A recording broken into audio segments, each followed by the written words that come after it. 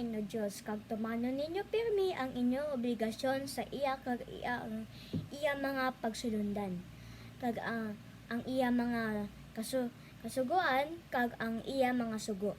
Nahibaloan ninyo subong nga adlaw nga sa inyo ako nagapakighambal, kag hindi sa inyo mga anak nga wala makahibalo kag wala makita siyang pagdisiplina ni Jehova nga inyo Diyos, sang iya pagkahalangdon, sang iya makusog nga kamot, kag sang iya gamhanan nga putkon.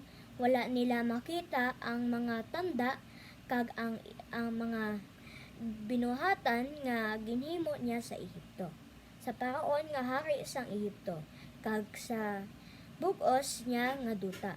Ukon ang ginhimo niya sa mga soldado sang Ehipto, sa mga kabayo sang paraon, kag sa iya mga kangga sa inaway nga gintabunan sang tubig sang pula nga dagat, sang ginlagas nila sila, kag ginlaglag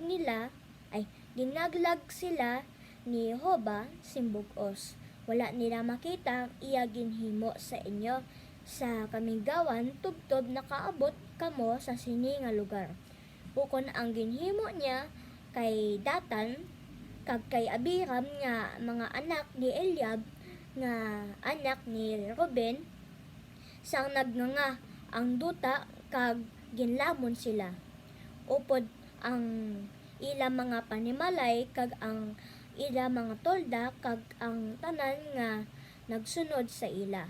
Nga nakita sang bug-os nga Israel, nakita gid ninyo ang tanan nga dako nga buhat nga ginhimo ni Jehova, gani tumanan ninyo ang tanan nga sugo nga ginahatag ko sa inyo subong nga adlaw, agod mangin makusog kamo kag makasulod sa duta nga panag-iyahan ninyo, kag agod maglawig ang inyo kabuhi sa duta nga panumpa ni Jehova sa inyong mga katigulangan, kag ihatag sa ila kag sa ila kaliwat.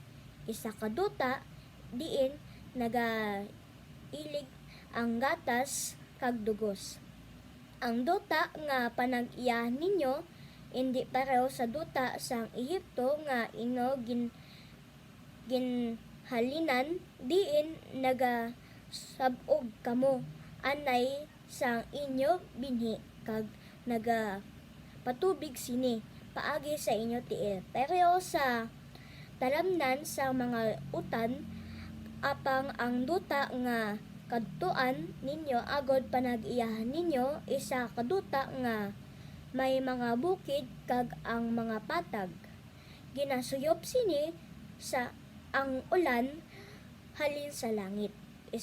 Isa ini kaduta nga ginatipan ni Jehova nga inyo Diyos, ang mga mata ni Jehova nga inyo Diyos permi nagabantay sa sini halin sa umpisa sang tuig tubtob sa katapusan sang tubig. Salamat po.